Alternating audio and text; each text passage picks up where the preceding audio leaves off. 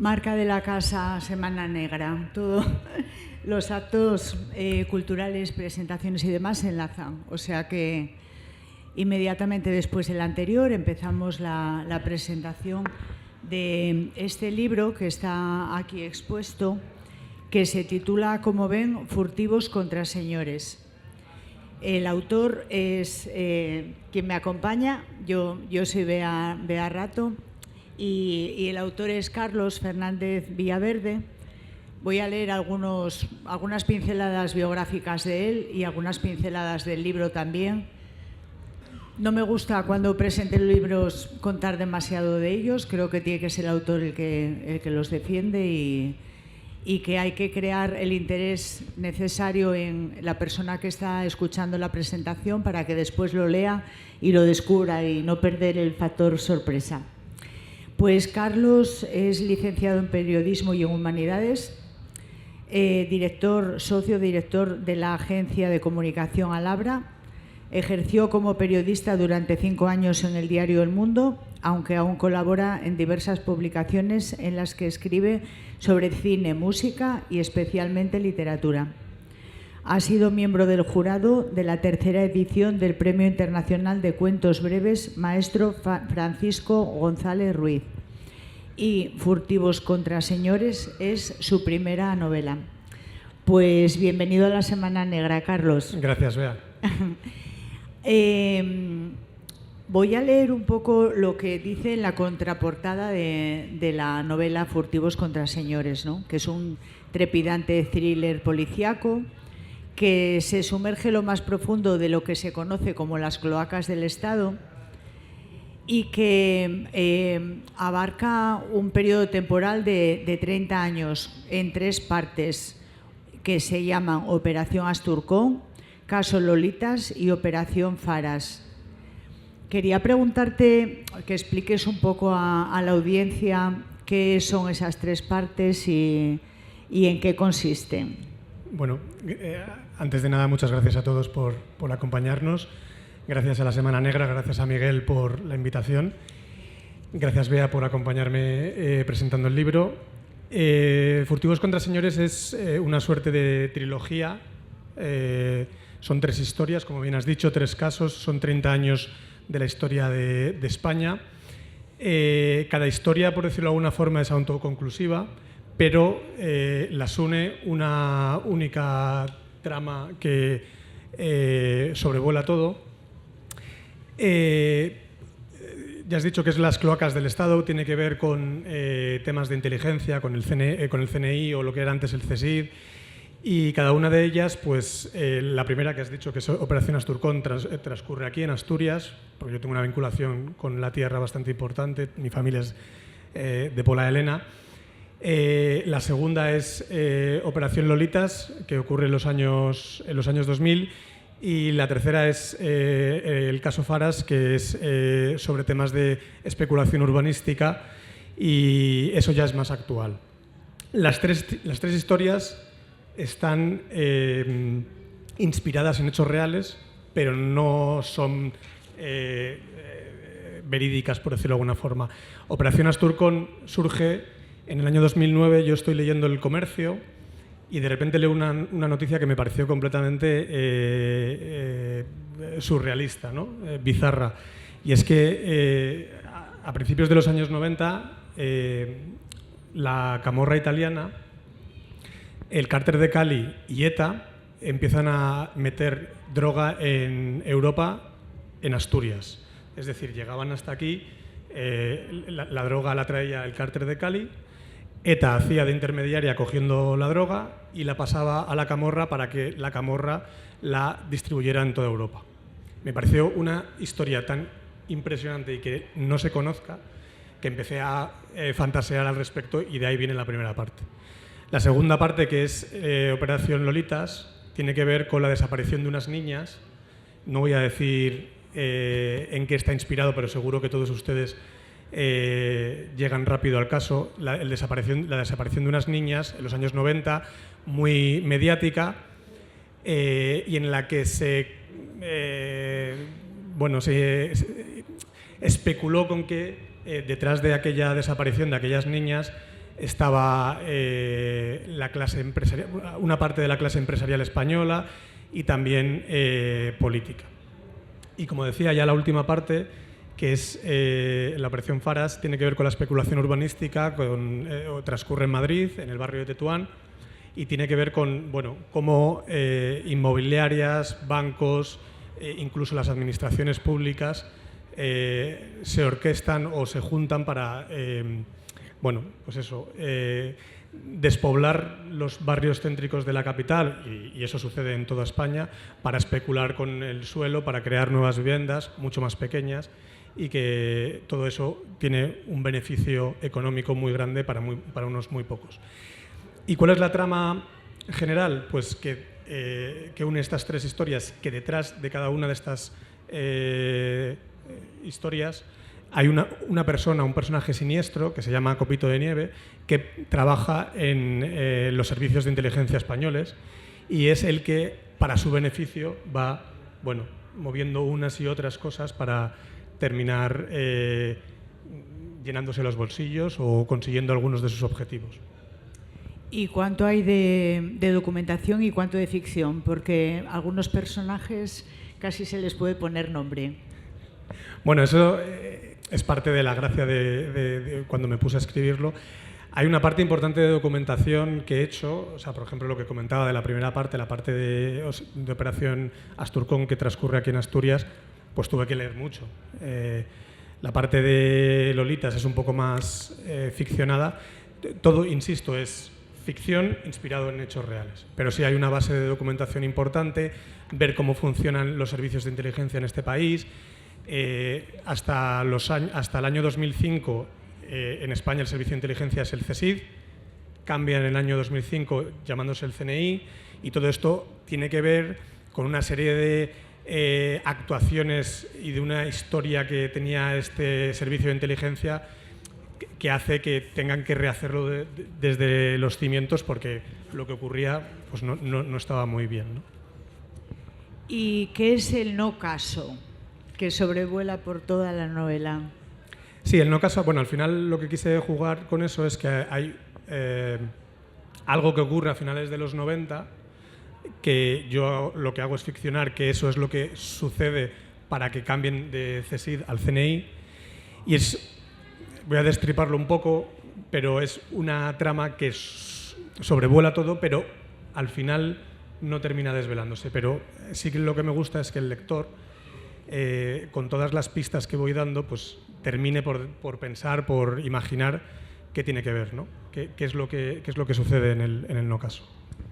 Esa era una pregunta que iba yo a hacerte a continuación. Si el hecho de que no se descubra o descifre cuál es el no caso da pie a que haya una continuación de la novela. Pues la verdad es que todo el mundo que ha leído la novela, que por cierto, tiene casi 430 páginas, pero todo el mundo que la ha leído me ha dicho que se lee en un suspiro. Todo el mundo que la lee me dice lo mismo, me dice, ¿pero va a haber un no caso? Pues a lo mejor sí, pero a lo mejor es desvelar un poco la gracia, ¿no? Yo creo que la gracia es que cada uno se conjeture en la cabeza qué puede haber pasado con el no caso, qué puede haber pasado porque lo digo, ¿no?, con la CIA, con el FBI y demás. Y puede ser que sí, pero de momento la próxima novela no es sobre eso. Y la próxima novela transcurre en Asturias completamente. Ah, sí, sí. En Asturias. Sí, en un pueblo ficticio, pero es el oriente asturiano. Sí. En el oriente asturiano y en un ambiente rural. Es un ambiente rural, sí. Tiene que ver mucho con lo que comentaban antes Ignacio y Luis.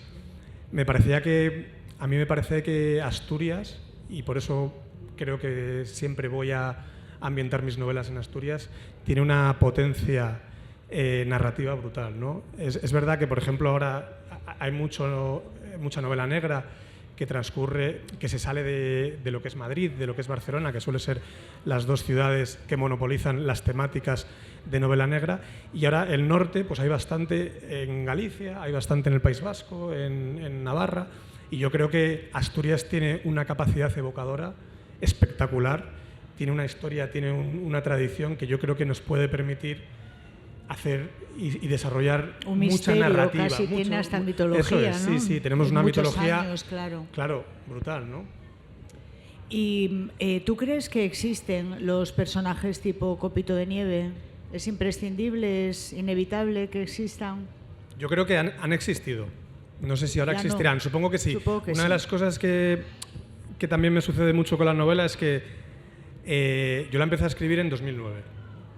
Por una serie de circunstancias, pues la guardé en un cajón y la terminé durante la pandemia. Se publicó el año pasado y en el entretanto yo tenía claro que el personaje principal de esta novela iba a ser Copito de Nieve, que es un personaje que sobrevuela toda la novela y que no se sabe hasta el final quién es, ¿no? Y en el entretanto de repente aparece un señor en los papeles que se llama el inspector Villarejo. Y todo el mundo me dice, ¿pero está inspirado en el comisario Villarejo? Y yo digo, no, porque yo cuando empecé a escribir esta novela no conocía al comisario Villarejo. Pero sí que eso me demuestra que efectivamente esta serie de personajes, que a lo mejor los imaginamos en películas norteamericanas o británicas y tal, también existen aquí en España, ¿no? Y luego está la clase política, que hay muchos de ellos que probablemente al leer la novela pues podrán pensar, pues este es tal, este es cual, pero bueno, beben de unos cuantos personajes, pero sí que los tenemos ahí, ¿no? Seguramente el verdadero poder no está ni en los políticos, en los que conocemos, en los que estuvieron, en los que van a estar, sino por encima de ellos, ¿no? En personajes así que mueven los hilos, que a lo mejor ni siquiera están en España. Claro, o sea, yo lo que pienso, y creo que la novela pues va eso sobre las cloacas del Estado, es que una cosa es lo que vemos todos los días en los periódicos y en los informativos y en Internet, y otra cosa es los intereses reales que mueven pues la economía, que mueven, y ahí confluye la política, que hay mucha política en el libro, confluye la clase empresarial, que también hay en el libro, confluye los cuerpos de seguridad del Estado, que también hay, y también otras organizaciones no legales, como os he dicho, pues las mafias, bandas terroristas, etcétera, que al final, entre ellos, por el subsuelo, por debajo de las alfombras, pues terminan haciendo muchas de las cosas que nosotros en el día a día pues nos afectan de forma clave. Incluso hasta se relacionan entre ellos, ¿sabes? Sí, hay una connivencia brutal entre todas esas partes, siempre, como digo, por debajo de la alfombra, porque al final están haciendo cosas que pues, estamos hablando de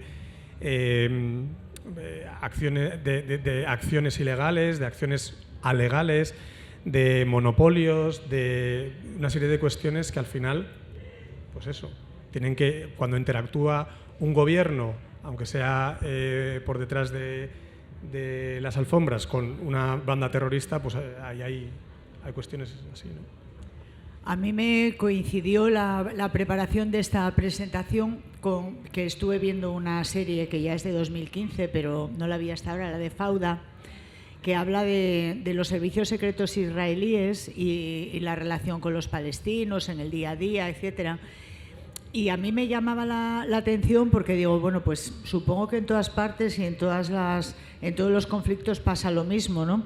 Porque al final todo acaba en una pirámide donde hay una persona, 2, 3 o 4, que en este caso de la serie eran 2, que estaban completamente en relación entre ellos, se consultaba lo importante y todo. O sea que el conflicto estaba por debajo de ellos. Y creo que en esta novela también se ve lo mismo, ¿no? La sociedad es mucho más compleja de lo que percibimos desde abajo, y seguramente desde arriba es mucho más sencilla porque se manejan los hilos de una manera muy fácil. Sí, y hay otra cosa también que quería yo hacer en la novela, y es la construcción de los personajes. Yo no quería que hubiera buenos y malos, no quería caer en el maniqueísmo de decir, pues este es bueno, este es malo, sino que todos nos movemos por una serie de intereses.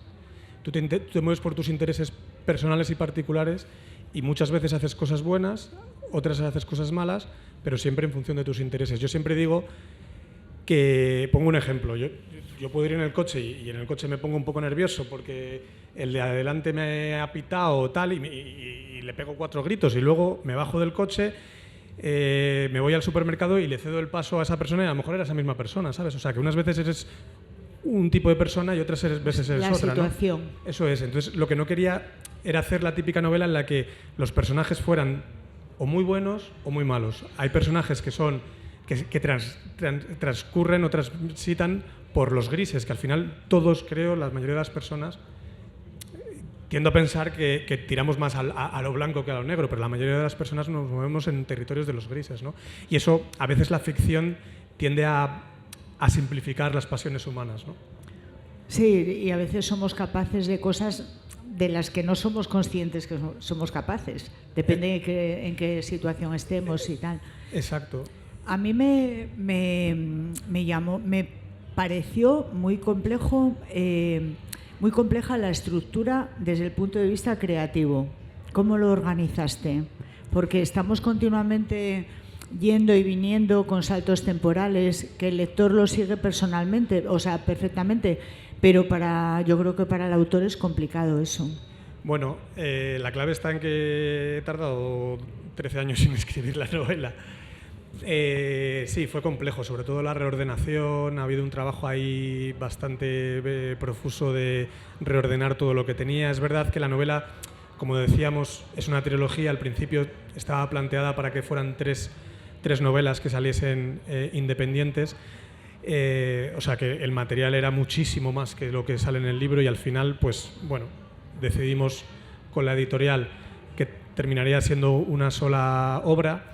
Y en esa parte de ir quitando, por decirlo entre comillas, la paja, pues fue donde pudimos ordenarlo, organizarlo y darle esa estructura final que es muy fina, pero que yo creo que como tú dices, el lector no se pierde. Además, tratamos de utilizar, o sea, que está todo fechado y entonces la gente pues puede... No, resulta perfectamente comprensible, pero yo como soy escritora también digo, ostras, a la hora de organizar esto.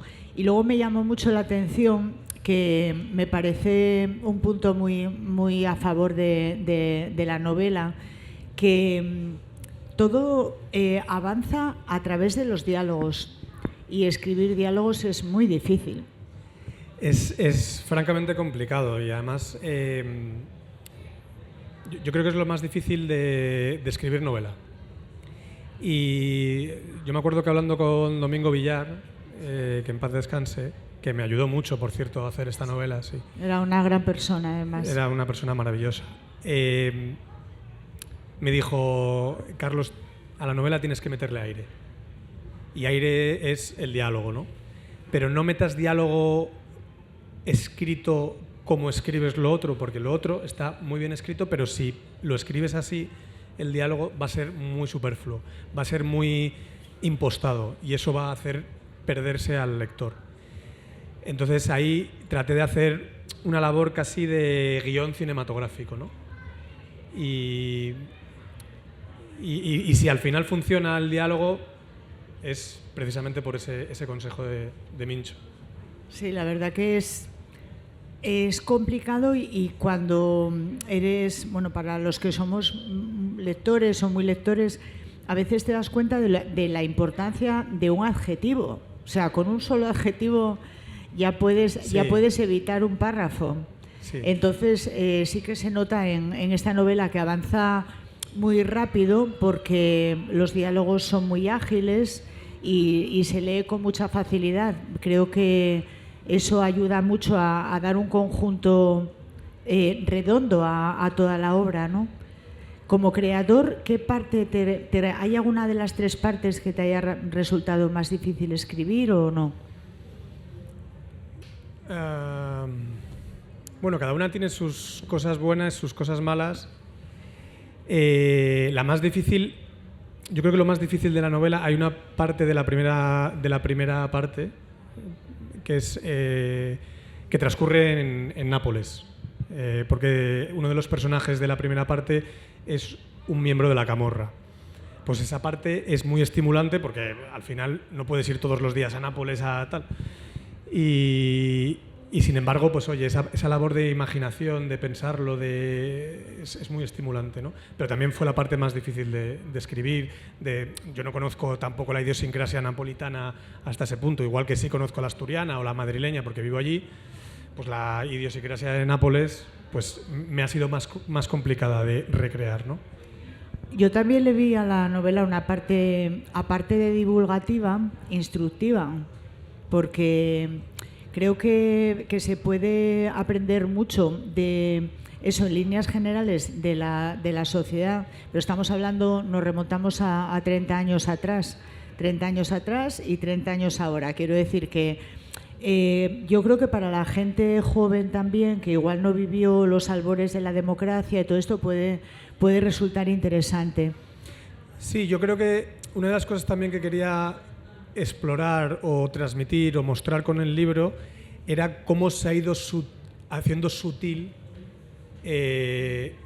las cocinas, ¿no? Quiero decir, cómo los malos, entre comillas, o los intereses han ido haciendo de una forma más sutil ese movimiento de hilos, ¿no? Pues a lo mejor a finales de los años 80 era todo mucho más sencillo para ellos, pero en el año 2018 o 2017 el echar a gente de sus casas para tirar abajo el edificio y elevar una torre de pisos en el centro de Madrid, pues tienes que hacerlo de una forma mucho más difícil, mucho más complicada, ¿no? Y eso es también como se trata de mostrar cómo el mal también tiene una capacidad de adaptación espectacular y probablemente mucho mayor que el resto de cosas, ¿no?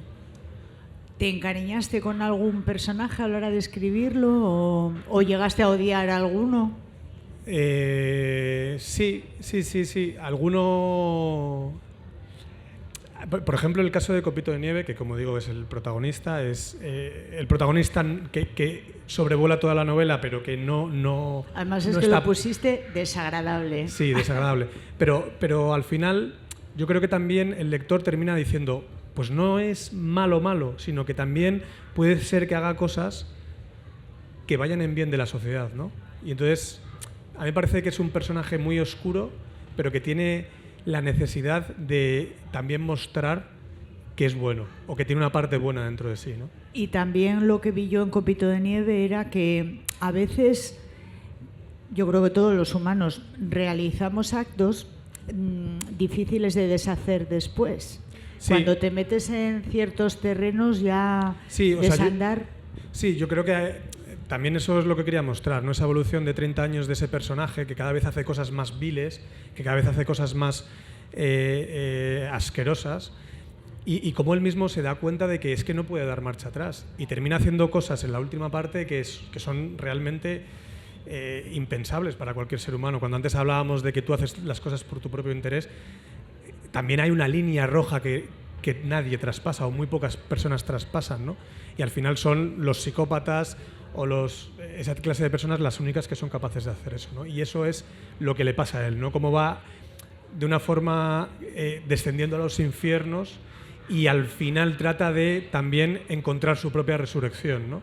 Es al final una novela crepuscular de un personaje que ha sido una de las personas más importantes en España en los últimos 30 años sin que nadie lo sepa.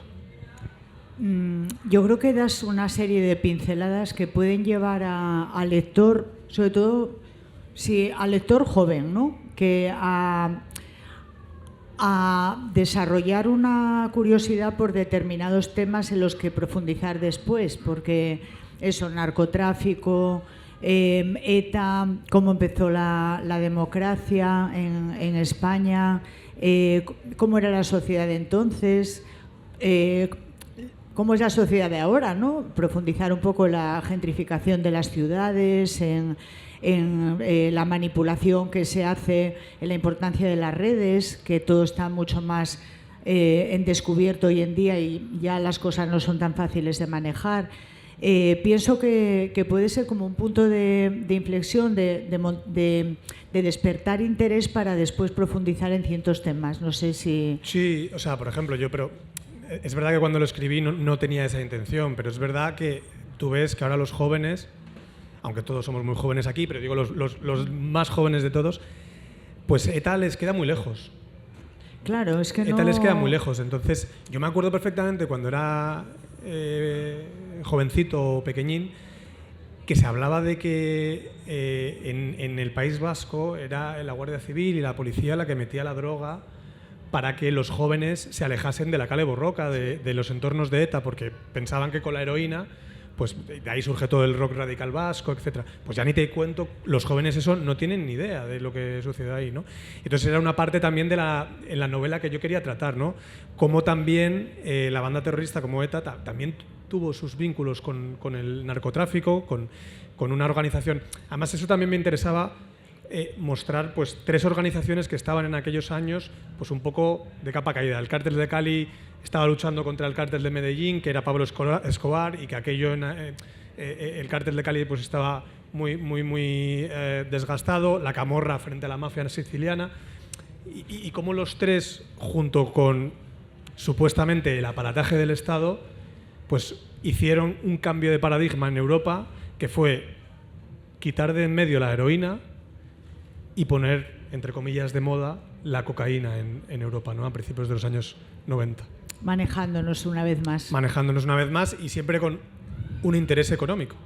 Y se ve también bastante bien en la novela los primeros pasos de la democracia española, la fragilidad que tenía la democracia española, que la gente más joven la da por supuesta. Parece que todo ya estaba y que nunca puede tener un final, y al final la fragilidad es grande. Sí, pero bueno, también al final hay un mensaje optimista. Totalmente. Al principio, tú has dado la clave, o sea, en los años de la transición, en los primeros años de la democracia, era mucho más fácil hacer seguro que cosas. Ahora es más difícil, ¿por qué? Porque hemos ido evolucionando, estamos mucho más maduros. Eso es, sí. Estamos más maduros. Nos atrevemos a protestar. Eso es. Entonces yo creo que también eso tenemos que tenerlo en cuenta y ser conscientes de que estamos, aunque parezca que no, estamos mucho mejor que hace 40 años. Sí, ¿no? totalmente. Pero también, y yo creo que eso está sucediendo mucho ahora, se está poniendo en su sitio ese momento que vivimos en los años 70, 80, que es la transición, porque hasta hace 5 años era idílica. Ahora ya podemos, sigo creyendo que la transición fue muy buena, pero no todo lo que se hizo en la transición fue perfecto, ¿no? Claro. Y entre otras cosas, en Río Revuelto pues hubo gente que aprovechó aquellas circunstancias para conseguir sus propios intereses. Pues sí, da un mensaje bastante optimista. Al final queda uno con la sensación de que la sociedad de ahora es mejor que la anterior. O sea que se te agradece. Bueno, sí, sobre todo con el final que tiene, porque además también está involucrado el periodismo y tal, que eso sí que es algo que conozco muy bien. Y yo creo que al final deja un mensaje ciertamente optimista con que al final pues todo va para mejor. Vamos mejorando. Pues yo les animo a comprar la novela, va a estar firmando Carlos ahí ejemplares. Se van a divertir con ella, van a disfrutar. Es una novela que puede acompañarles durante las vacaciones de verano perfectamente, porque es muy entretenida, y les animo a que la compran, a que la lean, y agradezco muchísimo a Carlos que haya venido a la Semana Negra, y espero que le haya gustado la presentación y que disfrute de la Semana Negra. Muchas gracias, Bea, y gracias a todos ustedes. Gracias.